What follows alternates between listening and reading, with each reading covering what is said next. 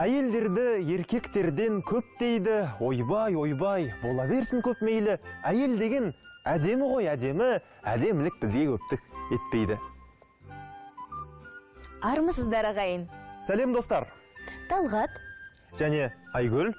8 наурыз халықаралық әйелдер күнімен барша нәзік жанды көрермендерін құттықтайды. Сұлулықтың символы болып, көктем гүліндей құлпырып жүре беріңіздер. Ардақты аналар, ақ жаулықты апалар, ән шашуымыз тек сіздерге арналады. Қабыл алыңыздар.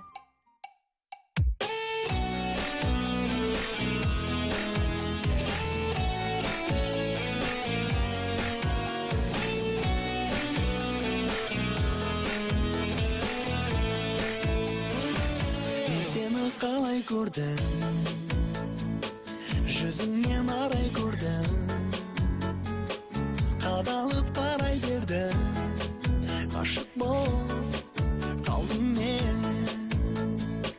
Көздерін көрген еді, сөздерін еркелебі, тәнімді өртеп еді, жалында жалдым мен. Мәжбүр болдым саған, мәжбүр болдым саған, қармағында қалам, армансыз. Мәжбүр едің мені, мәжбүр едің мені, сүйем тек сені, арман қыз. Сен іздеп алға бардың, күлкіңмен баурап алған, сиқырмен жаулап алдан, емеспін еркіңде, көрмесем сағындырған, көргенде табындырған, жолыңда жан құрбан, көрмін жоқ көркіңде. Мәжбүр болдым саған, мәжбүр болдым саған, қармағында қалам, армансыз. Мәжбүр едің мені, мәжбүр едің мені, сүйем тек сені, арман қыз. Арманымсың сен арайлым, жарығым тек сен. Таңдарымсың сен аяулым, жаным тек сен, әнім тек сен. Жарқын жаным алтын таңым, жарқылдап айналдым мен. Мәжбүр болдым маған, мәжбүр болдым маған, қармағында қалам, армансыз. Мәжбүр едің мені, мәжбүр едің мені, сүйемін тек сені, арман қыз. Сүйем тек сені, арман қыз.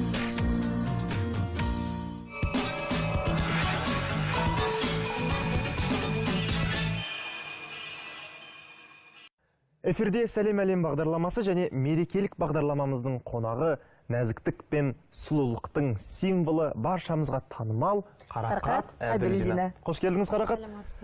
Мерекелік күннің қарсаңында мен сізге өзімнің атынан осындай гүл сыйлағым келіп тұр. Рахмет. Көңіліңіз қалай? Тамаша. Жалпы Қарақат, жылдағы дәстүр бойынша сізді Қыдырәлі ағамыз құттықтайтын шығар. Осы жайлы айтыңызшы, мысалы, сіздің отбасыңызда, сіздің шаңырағыңызда бұл мереке қалай тойланады?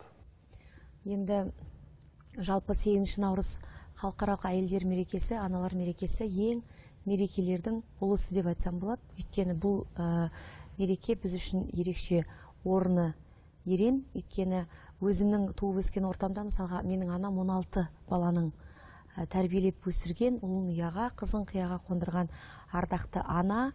Біз құттықтауымыздың басын сол анамыздан бастаймыз. енді қазір өзіміз отбасы болып өзіміз шаңырақ көтергеннен кейін біздің де жанұямызда 4 азаматтың арасындағы жалғыз қыз бала болғандықтан осы 8 наурыз мерекесінде барлық ыстық ықылас, ниетке, көңілге, құттықтауға бір тойып мәз мейрам болатын бір әдемі сәт, ұмытылмайтын күндердің бірі. Ең әдемі әсерлі жағдай ол балабақшада 2 балам барады және үлкен ұлым мектепте оқиды. Әр қайсысы өзінің жаңағыдай балабақшасында болсын, мектебінде болсын, аналарға арналған, әдейі арналған арнайы концерттік бағдарламасына шақырып, біреуі ән айтып жатады, біреуі тақпақ айтып, біреуі би билеп, анашым деп жүрек жарды тілегін айтып, сондай маған арналған концерттерін көріп отырғанда мысалға қатты ерекше әсерленемін. Тіпті көзіме жас алдым да, өйткені оны жай қарап отыру мүмкін емес. Және де Қарақат, менің сізге дайындаған тағы бір тосын сыйым бар. О қандай сый деп ойлайсыз? Енді тосын сыйлар көп қой қазір. Қандай сый? Өзіңіз білетіндей, біздің бағдарламаны алыс жақын шетелдерде көрермендеріміз көріп, өзінің ыстық сағыныштарын, тілек-лебіздерін хат арқылы, электронды пошта арқылы жіберіп жатады. Солардың бірі Абдул Самет атты атамыздан жолданыпты. Ол кісі қазір Парижде тұрады және де қасиетті кітабымыз Құран кәрімді тәржімалаған Халифа Алтайдың ұлы екен. Хатты оқып көрейін сізге. Қазақ ТВ телеарнасы сәлеметсіздер ме деп басталыпты. Мен осы бағдарлама арқылы Қазақстан Алматы қаласының Самал 2 ауданында тұратын жеңгеміз Бибатыш, бауырларым Кәбдікәрім, Аднан, Селим, келін балалар Дариға, Айман, Жанар, Марал, балалар Құт, Мумин, Алиоркун, кішкентай Әли, Ясер, Арфат, Мерием, Арман, Зейнеп, барлықтарыңызға Парижден сәлем деп айтыпты. Аты аталмаған ағайын туған туыстарға да сәлем. Сәлем әлем бағдарламасында қонақта отырған сүйікті де қымбатты Қарақат қарындасыма да сәлем жолдаймын депті. Және де баянды өмір, зор денсаулық, мол табыс тілеймін. Сәлем ретінде айналайын әнін орындап беруін өтінемін депті. Ендеше Қарақат, осындай сонау Парижден жолданған бұйымтай дейміз бе, хат дейміз бе, сәтті пайдалана отырып, өзіңіздің орындауыңыздағы осы айналайын әнінің бір шумағын естісек деген арманымыз бар. Я, өте рахмет. Әсіресе шетте жүрген, алыста жүрген қандас бауырларымыздың осындай ыстық лебізі ол тіпті адамды, өнер адамын ерекше күйге бөлейді, қуантады. Өнерімізді бақылап, жақсы көріп, осындай ниет тілегіңізге мыңда бір рахмет. Олай болса енді әрине бір шумағын орындап берейін. Ескендір Хасанғалиев ағамыздың әні айналайын. Өзің едің тірегімде, жыр боп тұндың жүрегімде, мені сендей түсінетін кім бар екен бұл өмірде. Жарқын қошақ жайғанайын, ниетіңе сай болайын, мені сүйген жүрегіңнің лүпілінен айналайын. Мені сүйген жүрегіңнің лүпілінен айналайын. Ай, бәрекелді. Неткен ғажап дауыс, ғажап ән, ғажап әнші. Қарақат, қазақтың қара домбырасын арқалап жүрген дәстүрлі әншілер болсын, эстрададағы жүрген жұлдыздарымыз болсын, қай-қайсысын алсақ та, әйтеуір бір алыс жақын шетелдерге барған. Ол жұмыс бабымен болсын, қыдырып болсын, әйтеуір шетелде болған. Қыдырәлі ағамызбен сіздің де шетелге барып, дем алып, кештеріңіз өткізіп жататын жағдайларыңыз бар шығар. Мысалы, Германия деген мемлекетте болдыңыз ба сіз? Болдық. Германияда болдыңыз? Иә. Алған әсеріңіз айтыңызшы. Европаның қай қаласында, қай жерінде болмасын, өз біріне бірі ұқсайтын сияқты көптеген ел жерлерді араладық. Біз өзіміз ғана емес, Ұлытау тобымен әйгілі. Яғни біз өзіміз бір шаңырақтың астындағы продюсеріміз өзі бірге жүреміз, концертті берсек те бірге береміз. Сондықтан да көбінесе шетелдіктердің шақыруы Ұлытау тобына түсіп атады. Сондықтан да біз бірге болғандықтан барлығымыз бірге жүріп, үлкен концерттік бағдарламалармен сол жердегі қандас бауырларымыздың шақыртуымен қазақ қауымдастығы, яғни құрылтай деп атамыз, жаңағы сол жақтағы туып өскен жастар, яғни қазақтардың бас қосу үлкен шараларында шақыртуымен барып көңілдерін, жүректерін әнмен бөлеп жатамыз. Оны сұрап жатқан себебім келесі ыстыққа толы, сағынышқа толы құттықтау дәл сол Германиядан жолданыпты. Тамашалайық.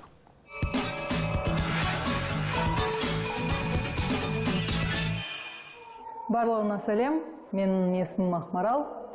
Қарағанды облысы Саяқ ауданынан боламын. Қазір Алманияда РВТХ Ахын университетінде оқимын. Мамандығым металлургия, магистратурада оқып жатырмын. Барлық әйелдерімізді, қазақстандық әдемі аруларымызды халықаралық әйелдер күнімен құттықтап, менің анамды Уалива Алмагүл Мимхан қызы, апаларымды Шәкәрия және Айчан апаларымды, бүкіл сіңлілерімді, қарындастарымды, жеңгелерімді, апайларымды құттықтап, барлығына тек қана жақсылық тілеп, аман есен болыңыздар. Барлығына сәлем.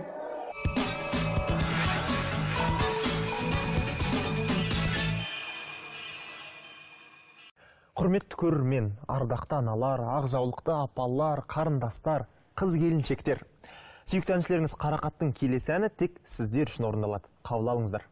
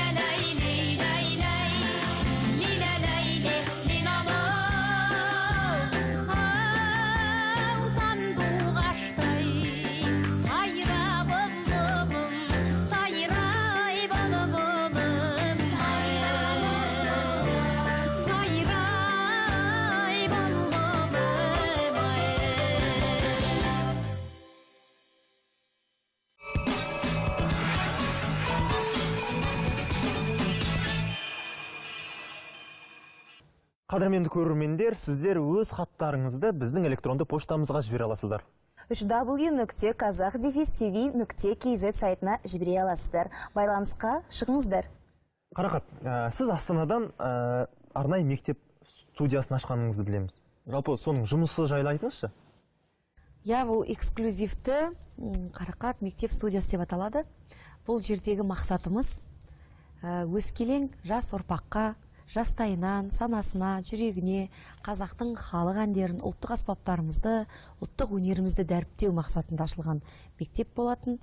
Өйткені ешкімге де жасырын емес, біздің балаларымыз, бүлдіршіндеріміз көбінесе шет елдің әндерін тыңдап, шет елдің әндеріне еліктеп, көбіне тыңдайды. Өзімізде бала өсіріп отырмыз, оны жақсы білеміз. Сондықтан да қазақтың халық әнін үйрену үшін міндетті түрде 16-18-ге толып үлкен оқу орнына түсу ол міндетті емес. Сондай мақсатпен, сондай ниетпен ашылған мектеп болды. Сонда мектепке неше жастан бастап барады? 4 жастан қабылданған балаларымыз көп. Негізі әрине 6-7 жастан бастап 16-18 жасқа дейінгі балалар аралығындағы балалар оқып жүр. 125 бала бүгінгі таңда дәріс алады. Қарақат ханым, сіздің өнеріңізді тыңдаушылар бағалап, алғаш рет елімізде фан-клуб ашқанын біз білеміз. Иә. Сол жайлы айтып кетсеңіз. Я, шын мәнінде 2007 жыл болу керек, шатаспасам, Ақтөбе елінде Айбек деген жас бала хабарласқанда мен сол елге жеке есеп беру концертімен барған кезде әуежайдан қарсы алып, плакат қолдарында, сол фан-клубтың мүшелері топпен жиналып, сондай бір ерекше тосын мен күтпеген жағдай болды. Сол жерде өздерінің камераларымен, барлық асай сүйелеріменен қарсы алып, сондай қолдарында құшақ гүлдеріменен осындай біз фан-клуб аштық. Сіздің атыңызда осындай сізбен жүздескенімізге, біздің елге қош келдіңіз деген сияқты бір мерейімді өсіретіндей керемет бір жылы қабылдау болды. Ендеше сол Ақтөбеден сізді сүйіп тыңдайтын тағы бір тыңдарманыңыз барша қазақ жұртына, Қазақстанға тағы бір ыстық тілек лебізін білдіріпті. Соны тыңдасақ. Тыңдайық.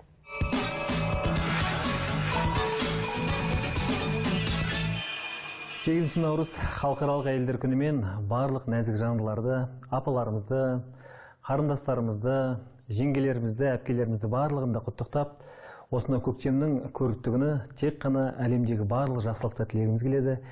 Ер азаматтардың сүйіктісі болып, еліміздің қадірлісі болып, халқымыздың ең көрікті жандары болып, өсіп, өркендей берулеріңізге тілектеспіз. Отбасыларыңызға тек қана қуаныш, әсемдік, жақсылық қана тілеймін. Ел мен жұрттың амандығын, халқымыздың амандығын тілеймін.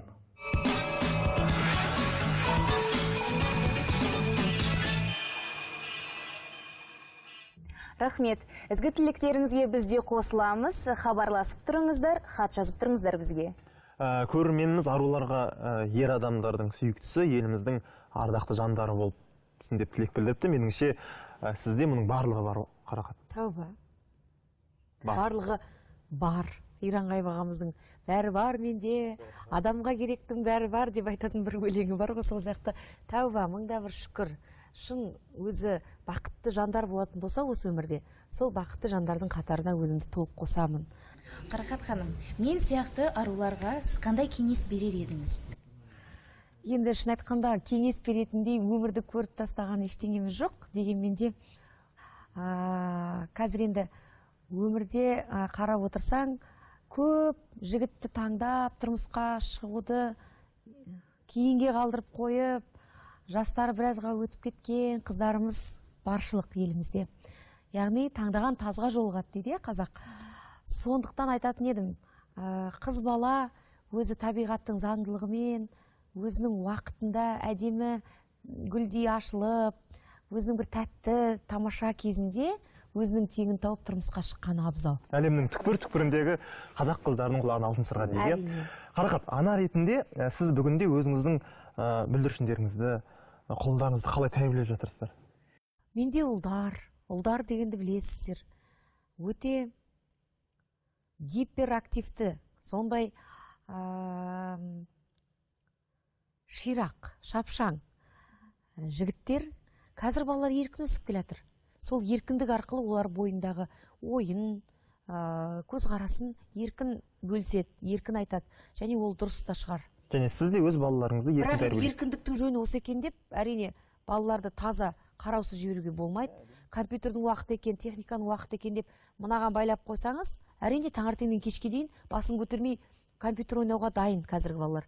Сол жағынан біз көбінесе шектеу саламыз. Сабағынан тыс міндетті түрде өзінің қызығатын футболдан тыс жүзуі, шахматы, ағылшынша тіліне барады. Яғни әр баланың күнін белгілеп, өзінің бойындағы талабына сай кесте жасап қойған, сол кестеменен бала жүреді, одан жаман болмайды деп ойлаймын. Ризамын саған әнің және де оған түсірілген бейнебаян мен жеке өзім қатты ұнатам, жақсы көрем, сүйем. Сұрайын деп едім сізден. Күнделікті өмірде Қыдырәлі ағамызды солай жұмысқа шығарып саласыз ба? Енді Қыдырдың жұмысы көп, үнемі жанталасып жүреді, ұшып қонып жүреміз, көбінесе бірге жүреміз. Жанталасатын сәттер өте көп болады. Кейде үлгермей жатамыз. Бір жағынан бұл бейнебаяндағы кейбір сәттері шын мәнінде өмірден алынған сияқты. Өмірдің өзі жанталас қой, үлгермеу. Сонысымен де өмір қызық, шын мәнінде. Сондықтан да жалпы бұл клиптің режиссері, соның енді идеясымен түсірілгендіктен көп адамдар сұрап жатады, неге қайта-қайта үстіне кофе төге бересіз деп. Мен айтамын, енді маған сондай бұйрық жасалса енді солай болу керек деп айтты, сосын мен солай жасадым деймін ғой, енді үстіне ыстық кофе төкпеймін. Ондай жағдайға әлі жеткен жоқпыз. Бірақ жанталасатын, асығатын, жол үстінде жүрген адам болғаннан кейін ондай сәттер өмірімізде көп болады, шындығы керек.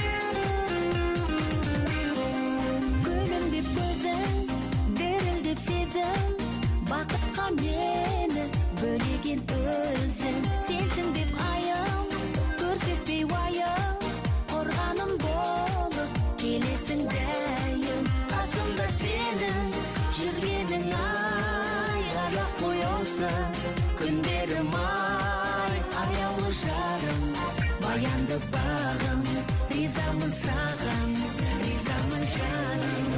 Көңілім қалап тапқан, адал жан жүректе толы тәттен, ағарман жанымыз махаббаттан, жаралған тосады бақыт алдан.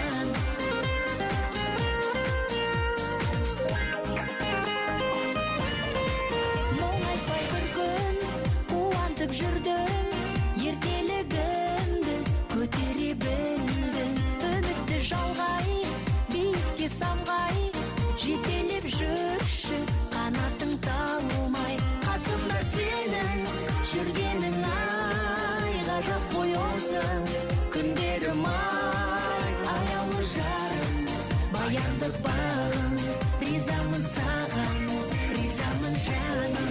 Көңілім қалап тапқан, адал жан жүректе толы тәттен, ағарман жанымыз махаббаттан, жаралған тосады бақыт алдан. Көңілім қалап тапқан, адал жан жүректе толы тәттен, ағарман жанымыз махаббаттан, жаралған тосады бақыт алдан.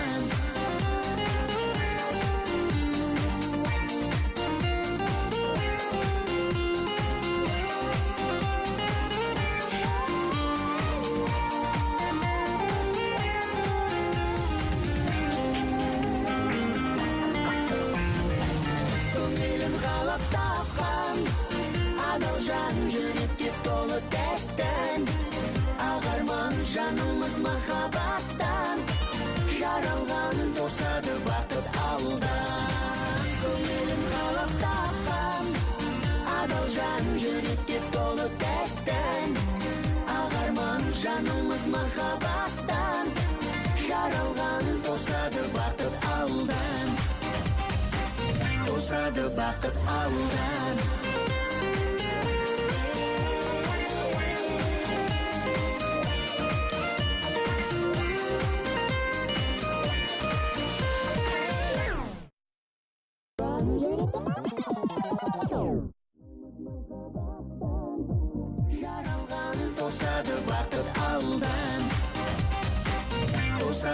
бақыт ауылдан.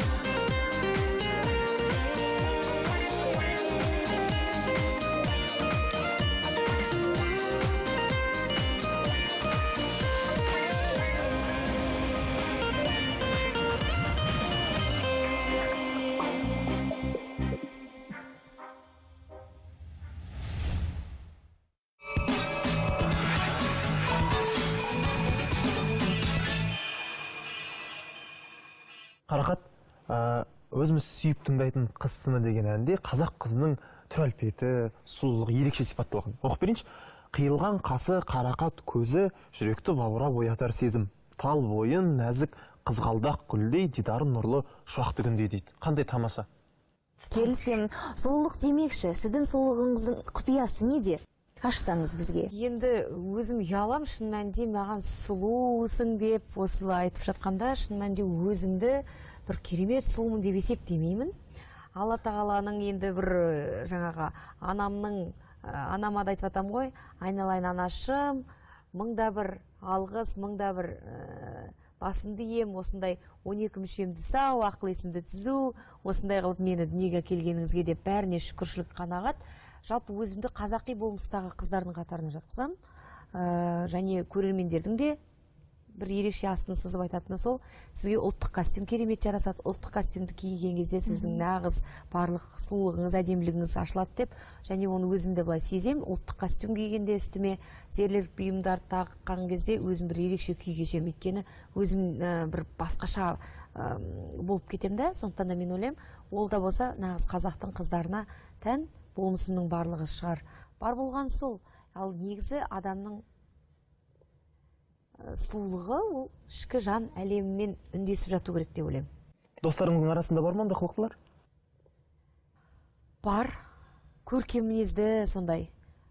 Қай уақытта да бір қиын жағдай болып жатса да еш уақытта мойымайтын, басын төмен салбыратпайтын, жақсылықтың болатынына сенетін, жақсы сөз айтатын, жақсы ниетте, тілекте жүретін достарым баршылық. Достарыңыз сізді Шумахер деп айтады екен. Соған қарағанда Қарақат сіз автокөліктің құлағында ойнайтын шығарсыз. Рас па сол? Ойнағанмын деп айтсам. Шынымды айтсам, рөлге отырмағаныма бір 6-7 жылдың көлемі болды. Неге? Иә, ол бұрын болған. Оны сұрағанның себебі бар. Мәселен, дәл қазір бізді тамашалап отырған және де алыс шетелде сабақ оқып жүрген, білім алып жүрген, жұмыс істеп жүрген қазақ жігіттері өздерінің темір тұлпарларын алып, үлкен әріппен Қазақстан деп, немесе Қазақстан елім менің деп жазып қояды, немесе арнайы бір көк туды желбіретіп іліп қояды. Сол себеп. Тамаша ғой. Иә. Енді олар елдерін сағынып, сондықтан мен ол жігіттердің әрекетін бұл қолдайсыз, өте жақсы түсінемін. Мен өзім елімнің патриот қыздарының қатарындағы адаммын. Өзімше патриотпын. Тілімді, ұлтымды, елімді, жерімді бәрін ерекше жақсы көремін. Сондықтан да оны тіпті маңдайыма жазып қойдың өзін мен арсынбаймын. Сондықтан да әр осы елдің тумасы, қазақ елінің ұл қыздары өз елін солай сүйетін болса, құрметтейтін, бағалайтын және оны паш етіп, мақтаныш сезіммен көтеріп көрсететін болса, біздің еліміз өсет, өркендейді девген толық сенімдеміз. шетелде жүрген, өз елін сағынып жүрген азаматтардың бірі бізге сәлем жолдауда. Бірге тамашалайық.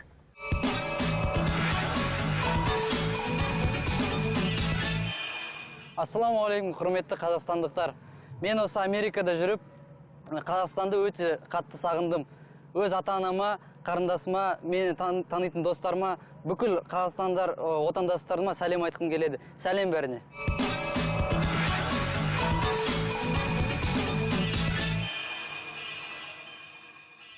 Сәлеміңізге көп рахмет, оқуларыңызда табыс тілейміз. Голландия елінде білім алып жүрген Гүлдана есімді қарындасымыз да елін сағынып қалыпты. Ендеше сәлеміне кезек берейік.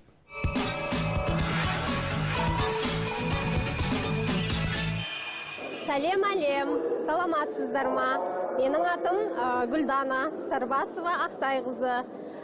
Мен Амстердамға болашақ бағдарламасы бойынша ғылыми талғамдамадан өту үшін 12 айға келдім. Осы мүмкіндікті пайдалана отырып, анама, бауырларыма және туған туыстарыма, сондай-ақ барша қазақстандықтарға сәлем жолдағым келеді. Осы мүмкіндікті пайдалана отырып, анаға байланысты бір өлеңді тарту етсеңіздер деп сұраймын.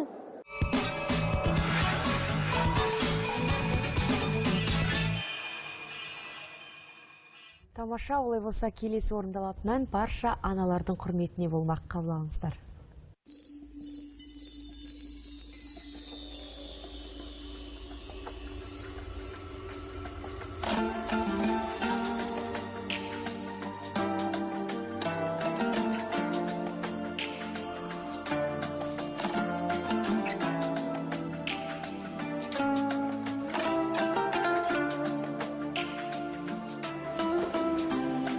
Сәулеңді шашып өмірге ғашық мейірімді данасың, кетсең де өсіп отырдың тосып аяулы анашым.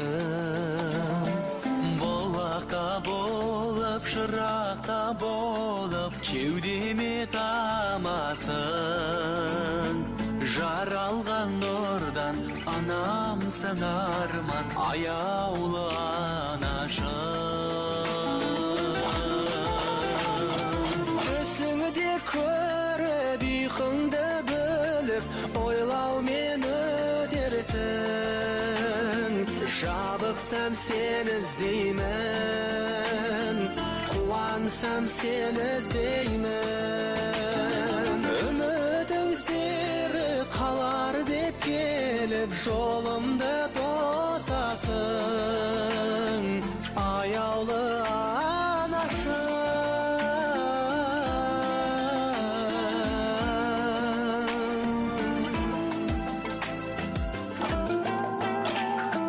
Сағынтып жеткен жаныңда көктем аңсарым ғанасың, өтемін сүйіп бәрінен биік аяулы анашым. Жүрсем де қайда жүресің ойда, сағынтып жетемін. Сөзіңді дана, өзіңді ғана аялап өтемін. Түсіңде көріп ұйқыңды бөліп ойлаумен өтерсің, жабықсам сені іздеймін, қуансам сені іздеймін. Үмітің серік қалар деп келіп жолымды тосасың, аяулы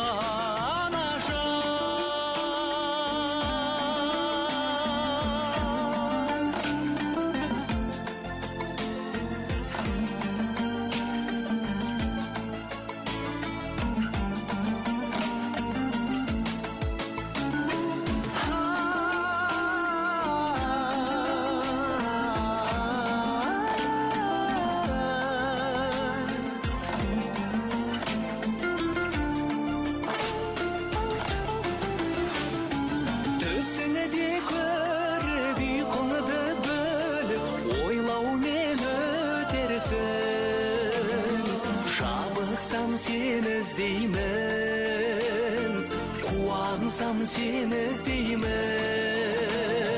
Үмітің серік қалар деп келіп жолымды тосасың, аяулы анашым. Жолымды тосасың, аяулы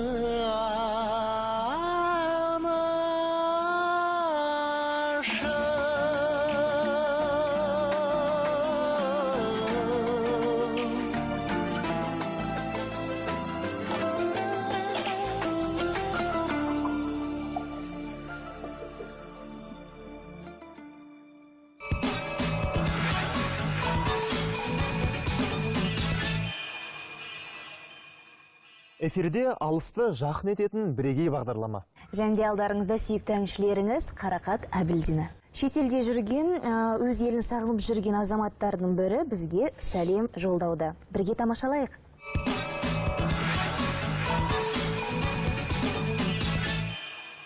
Сәлеметсіздер ме? Мен Тұрсынбаев Нариман, Алманияның РВТХ Ахын қаласында биотехнология мамандығы бойынша магистратурада оқимын. Негізі Павлодар облысының Ақсу қаласынан боламын.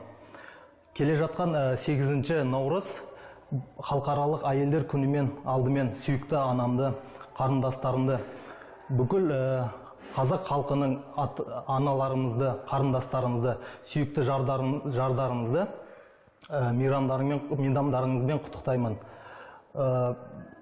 Мол денсаулық, мөлдір махаббат, жанұяларыңыз тыныш болсын.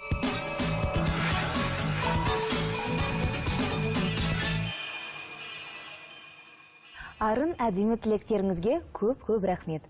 Қарақат ханым, бүгін уақыт тауып студиямызға келіп, ой бөлісіп, көрермендерімізді қуатқаныңызға көп алғысымызды білдіреміз, және тағы бір рет сізді осы 8-ші халықаралық әйелдер күнімен құттықтаймыз. Көп рахмет. Мен де өте қуаныштымын осындай мерекелі бағдарламаға шақырғандарыңызға. Өзіміздің алыстағы ағайындарымызбен осылай эфир арқылы жүздескеніме, барлық аналарды, барлық әйел, қыз келіншектерді шын жүрегімнен бүгінгі әдемі мерекемен, көктем мерекесімен құттықтаймын. Әр ананы арманына жеткізер, әр баланың ақылы, ары санасы дейді. Өсіріп отқан ұл қыздарыңыз тек қана ақылды, саналы, өнерлі, білімді болып сіздерді қуанта берсін. Үміттеріңізді ақтай берсін. Еліміз аман, жеріміз тыныш болсын. Өмірде нәзік, көңілде биік, ал істе мығым болатын әйелдер қауымын тағы бір рет халықаралық әйелдер күнімен шын жүректен құттықтаймыз. Әр күндеріңіз бақыт, береке, шаттық пен махаббатқа толы болсын. Сәлемдер әлемінде келесіде жүздескенше дейміз. Аман сау болыңыздар.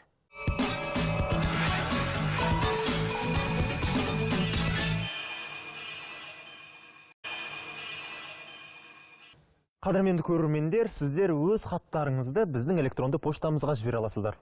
www.kazakh-tv.kz сайтына жібере аласыздар. Байланысқа шығыңыздар.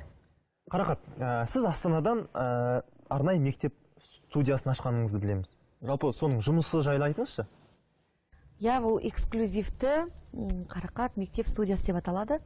Бұл жердегі мақсатымыз өскелең жас ұрпаққа, жастайынан, санасына, жүрегіне қазақтың халық әндерін, ұлттық аспаптарымызды, ұлттық өнерімізді дәріптеу мақсатында ашылған мектеп болатын.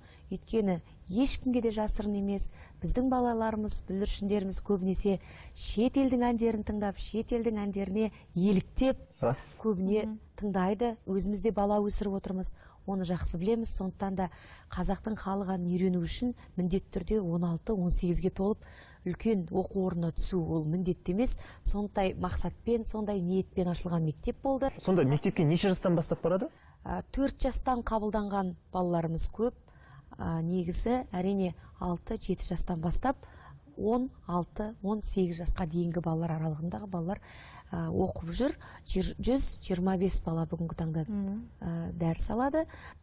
Қарақат ханым, сіздің өнеріңізді тыңдаушылар бағалап, алғаш рет елімізде фан-клуб ашқанын біз білеміз. Сол жайлы айтып кетсеңіз. Шын мәнінде 2007 жыл болу керек, шатаспасам, Ақтөбе елінде Айбек деген жас бала хабарласқанда мен сол елге жеке есеп беру концертімен барған кезде әуежайдан қарсы алып, плакат қолдарында, сол фан-клубтың мүшелері топпен жиналып, сондай бір ерекше тосын мен күтпеген жағдай болды. Сол жерде өздерінің камераларымен, барлық асай-сүйлеріменен қарсы алып, сондай қолдарында құшақ гүлдеріменен осындай біз фан-клуб аштық. Сіздің атыңызда осындай сізбен жүздескенімізге, біздің елге қош келдіңіз деген сияқты бір мерейімді өсіретіндей керемет бір жылы қабылдау болды. Ендеше сол Ақтөбеден сізді сүйіп тыңдайтын тағы бір тыңдарманыңыз барша қазақ жұртына, Қазақстанға тағы бір ыстық тілек лебізін білдіріпті. Соны тыңдасақ. Тыңдайық.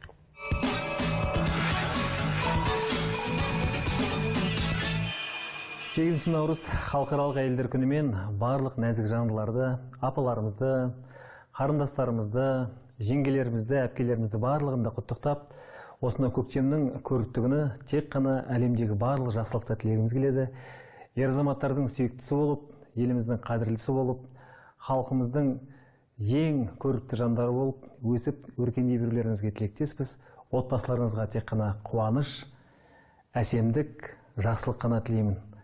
Ел мен жұрттың амандығын, халқымыздың амандығын тілеймін.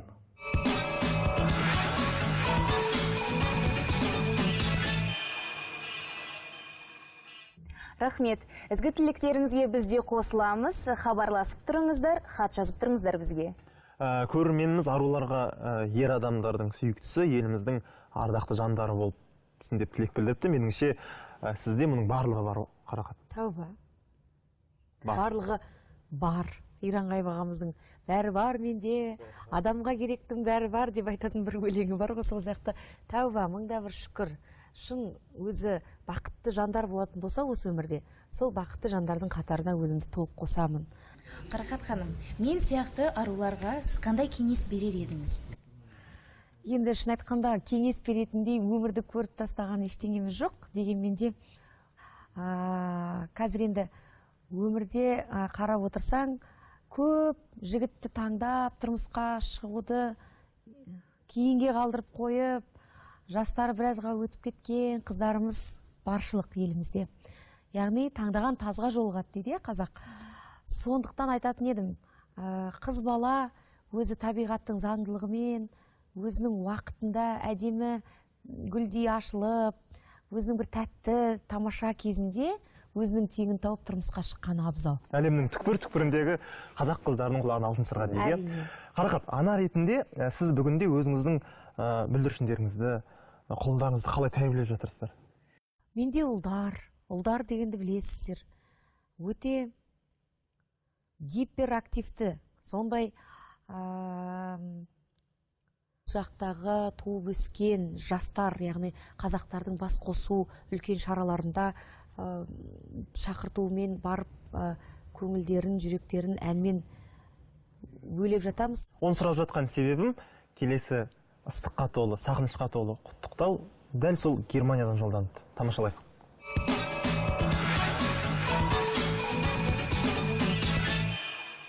Барлығына сәлем, менің есімім Ақмарал. Қарағанды облысы Саяқ ауданынан боламын. Қазір Алманияда РВТХ Ахын университетінде оқимын. Мамандығым металлургия, магистратурада оқып жатырмын.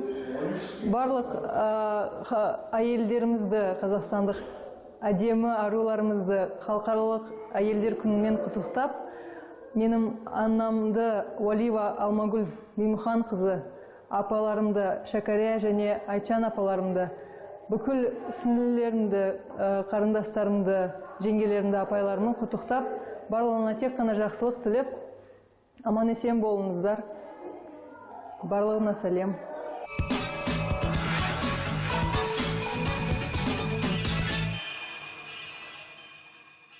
Құрметті көрермен, ардақты аналар, ақ жаулықты апалар, қарындастар, қыз келіншектер. Сүйікті әншілеріңіз Қарақаттың келесі әні тек сіздер үшін орындалады. Қабыл алыңыздар.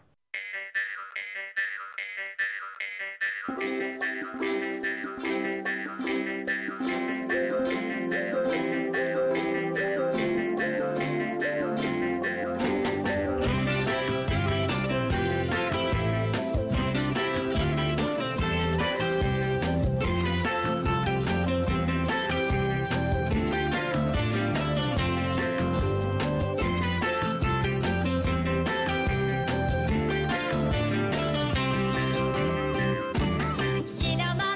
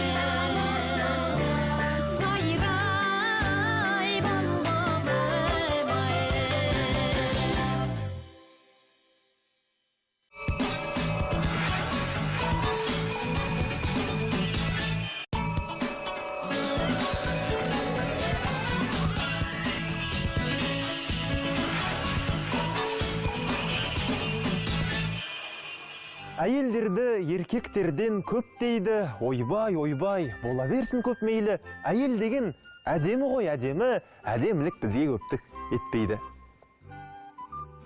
Армысыздар ағайын. Сәлем достар. Талғат. Және Айгүл. 8 наурыз халықаралық әйелдер күнімен барша нәзік жанды көрермендерін құттықтайды. Сұлулықтың символы болып, көктем гүліндей құлпырып жүре беріңіздер. Ардақты аналар, ақ жаулықты апалар, ән шашуымыз тек сіздерге арналады. Қабыл алыңыздар.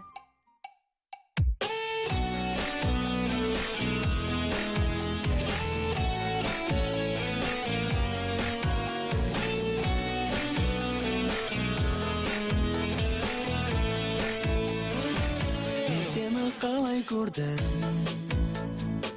жүзіңнен арай көрдім, қадалып қарай бердім, ғашық болып қалдым мен. Көздерін көрген еді, сөздерін еркеледі, тәнімді өртеп еді, жалында жалдым мен. Мәжбүр болдым саған, мәжбүр болдым саған, қармағында қалам, армансыз. Мәжбүр едің мені, мәжбүр едің мені, сүйем тек сені, сен іздеп алға барды, күлкіңмен баурап алды, секірмен жаулап алды, емеспін ешкімде, көрмесем сағындырған, көргенде табындырған, жолында жан құрбан, көрмен жоқ көкіңде. Мәжбүр болдым саған, қармағында қалам, армансыз. Мәжбүр едің мені, мәжбүр едің мені, сүйем тек сені, арман қыз. Арманымсың сен арайлым, жарығым тек сен. Таңдарымсың сен аяулым, жаным тек сен, әнім тек сен. Жарқын жаным алтын таңым, жарқылдап айналдым мен. Мәжбүр болдым маған, мәжбүр болдым, қармағында қалам, армансыз. Мәжбүр едің мені, мәжбүр едің мені, сүйемін тек сені, арман қыз. Сүйем тек сені, арман қыз.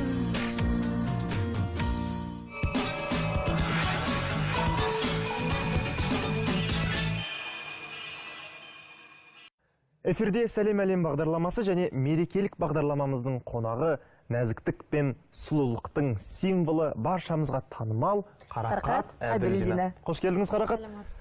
Мерекелік күннің қарсаңында мен сізге өзімнің атынан осындай гүл сыйлағым келіп тұр. Мінекей. Рахмет. Көңіліңіз қалай? Тамаша. Жалпы Қарақат, жылдағы дәстүр бойынша сізді Қыдырәлі ағамыз құттықтайтын шығар. Осы жайлы айтыңызшы, мысалы, сіздің отбасыңызда, сіздің шаңырағыңызда бұл мереке қалай тойланады? Енді жалпы 8 наурыз халықаралық әйелдер мерекесі, аналар мерекесі ең мерекелердің ұлысы деп айтсам болады. Өйткені бұл мереке біз үшін ерекше орны ерен. Өйткені өзімнің туып өскен ортамда, мысалға, менің анам 16 баланың тәрбиелеп өсірген, ұлын ұяға, қызын қияға қондырған ардақты ана. Біз құттықтауымыздың басын сол анамыздан бастаймыз. енді қазір өзіміз отбасы болып өзіміз шаңырақ көтергеннен кейін біздің де жанұямызда 4 азаматтың арасындағы жалғыз қыз бала болғандықтан осы 8 наурыз мерекесінде барлық ыстық ықылас, ниетке, көңілге, құттықтауға бір тойып мәз мейрам болатын бір әдемі сәт, ұмытылмайтын күндердің бірі. Ең әдемі әсерлі жағдай ол балабақшада 2 балам барады және үлкен ұлым мектепте оқиды. Әр қайсысы өзінің жаңағыдай балабақшасында болсын, мектебінде болсын, аналарға арналған, әдейі арналған арнайы концерттік бағдарламасына шақырып, біреуі ән айтып жатады, біреуі тақпақ айтып, біреуі би билеп, анашым деп жүрек жарды тілегін айтып, сондай маған арналған концерттерін көріп отырғанда мысалға қатты ерекше әсерленемін, тіпті көзіме жас алдым да, өйткені оны жай қарап отыру мүмкін емес. Және де Қарақат, менің сізге дайындаған тағы бір тосын сыйым бар. Ол қандай сый деп ойлайсыз? Енді тосын сыйлар көп қой қазір. Қандай сый? Өзіңіз білетіндей, біздің бағдарламаны алыс жақын шетелдерде көрермендеріміз көріп, өзінің ыстық сағыныштарын, тілек-лебіздерін хат арқылы, электронды пошта арқылы жіберіп жатады. Солардың бірі Абдул Самет атты атамыздан жолданыпты. Ол кісі қазір Парижде тұрады және де қасиетті кітабымыз Құран кәрімді тәржімалаған Халифа Алтайдың ұлы екен. Хатты оқып көрейін сізге. Қазақ ТВ телеарнасы сәлеметсіздер ме деп басталыпты. Мен осы бағдарлама арқылы Қазақстан Алматы қаласының Самал 2 ауданында тұратын жеңгеміз Бибатыш, бауырларым Кәбдікәрім, Аднан, Селим, келін балалар Дариға, Айман, Жанар, Марал, балалар Құт, Мумин, Алиоркун, кішкентай Әли, Ясер, Арфат, Мерием, Арман, Зейнеп, барлықтарыңызға Парижден сәлем деп айтыпты. Аты аталмаған ағайын туған туыстарға да сәлем. Сәлем әлем бағдарламасында қонақта отырған сүйікті де қымбатты Қарақат қарындасыма да сәлем жолдаймын депті. Және де баянды өмір, зор денсаулық, мол табыс тілеймін. Сәлем ретінде айналайын әнін орындап беруін өтінемін депті. Ендеше Қарақат, осындай сонау Парижден жолданған бұйымтай дейміз бе, хат дейміз бе, сәтті пайдалана отырып, өзіңіздің орындауыңыздағы осы айналайын әнінің бір шумағын естісек деген арманымыз бар. Я, өте рахмет. Әсіресе шетте жүрген, алыста жүрген қандас бауырларымыздың осындай ыстық лебізі, ол тіпті адамды, өнер адамын ерекше күйге бөлейді, қуантады. Өнерімізді бақылап, жақсы көріп, осындай ниет тілегіңізге мыңда бір рахмет. Олай болса енді әрине бір шумағын орындап берейін. Ескендір Хасанғалиев ағамыздың әні айналайын. Өзің едің тірегімде, жыр боп тұндың жүрегімде, мені сендей түсінетін кім бар екен бұл өмірде. Жарқын қошақ жайғанайын, ниетіңе сай болайын, мені сүйген жүрегіңнің лүпілінен айналайын. Мені сүйген жүрегіңнің лүпілінен айналайын. Ай, бәрекелді. Неткен ғажап дауыс, ғажап ән, ғажап әнші. Қарақат, қазақтың қара домбырасын арқалап жүрген дәстүрлі әншілер болсын, эстрададағы жүрген жұлдыздарымыз болсын, қай-қайсысын алсақ та, әйтеуір бір алыс жақын шетелдерге барған.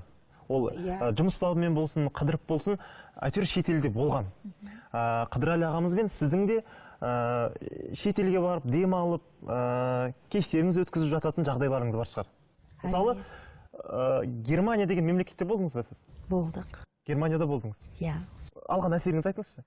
Европаның қай қаласында, қай жерінде болмасын, өз біріне бірі ұқсайтын сияқты көптеген ел жерлерді араладық. Біз өзіміз ғана емес, Ұлытау тобымен әйгілі. Яғни біз өзіміз бір шаңырақтың астындағы продюсеріміз өзі бірге жүреміз, концертті берсек те бірге береміз. Сондықтан да көбінесе шетелдіктердің шақыруы Ұлытау тобына түсіп атады. Сондықтан да біз бірге болғандықтан барлығымыз бірге жүріп, үлкен концерттік бағдарламалармен сол жердегі қандас бауырларымыздың шақыртуымен қазақ қауымдастығы, яғни құрылтай деп атамыз, жаңағы сол ширақ, шапшаң жігіттер, қазір балалар еркін өсіп келатыр. Сол еркіндік арқылы олар бойындағы ойын, көзқарасын еркін бөлсет, еркін айтады. Және ол дұрыс та шығар. Және сіз де өз балаларыңызды еркін тәрбиелейсіз. Бірақ еркіндіктің жөні осы екен деп, әрине, балаларды таза қараусыз жіберуге болмайды. Компьютердің уақыты екен, техниканың уақыты екен деп мынаған байлап қойсаңыз, әрине таңертеңнен кешке дейін басын көтермей компьютер ойнауға дайын қазіргі балалар. Сол жағынан біз көбінесе шектеу саламыз. Сабағынан тыс міндетті түрде өзінің қызығатын футболы, футболдан тыс жүзуі, шахматы, ағылшынша тіліне барады. Яғни әр баланың күнін белгілеп, өзінің бойындағы талабына сай кесте жасап қойған, сол кестеменен бала жүреді, одан жаман болмайды деп ойлаймын. Ризамын саған әнің және де оған түсірілген бейнебаян мен жеке өзім қатты ұнатам, жақсы көрем, сүйем. Сұрайын деп едім сізден. Күнделікті өмірде Қыдырәлі ағамызды солай жұмысқа шығарып саласыз ба? Енді Қыдырдың жұмысы көп, үнемі жанталасып жүреді, ұшып қонып жүреміз, көбінесе бірге жүреміз. Жанталасатын сәттер өте көп болады. Кейде үлгермей жатамыз. Бір жағынан бұл бейнебаяндағы кейбір сәттері шын мәнінде өмірден алынған сияқты. Өмірдің өзі жанталас қой, үлгермеу. Сонысымен де өмір қызық, шын мәнінде. Сондықтан да жалпы бұл клиптің режиссері, соның енді идеясымен түсірілгендіктен көп адамдар сұрап жатады, неге қайта-қайта үстіне кофе төге бересіз деп. Мен айтамын, енді маған сондай бұйрық жасалса енді солай болу керек деп айтты, сосын мен солай жасадым деймін ғой, енді үстіне ыстық кофе төкпеймін. Ондай жағдайға әлі жеткен жоқпыз. Бірақ жанталасатын, асығатын, жол үстінде жүрген адам болғаннан кейін ондай сәттер өмірімізде көп болады, шындығы керек.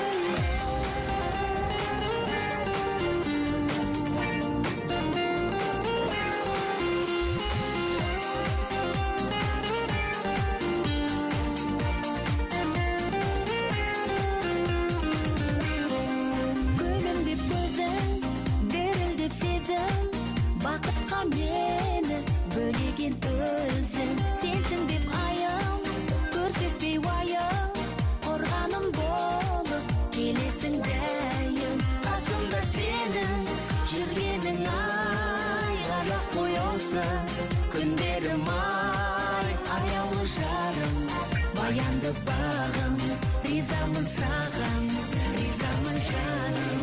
Көңілім қалап тапқан, адал жан жүректе толы тәттен, ағарман жанымыз махаббаттан, жаралған тосады бақыт алдан.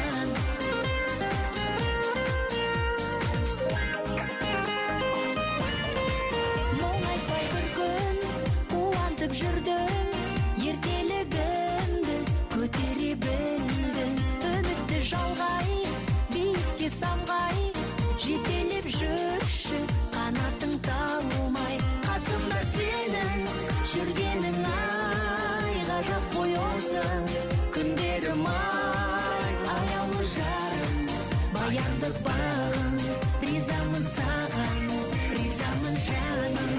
Көңілім қалап тапқан, адал жан жүректе толы тәттен, ағарман жанымыз махаббаттан, жаралған тосады бақыт алдан. Көңілім қалап тапқан, адал жан жүректе толы тәттен, ағарман жанымыз махаббаттан, жаралған тосады бақыт алдан.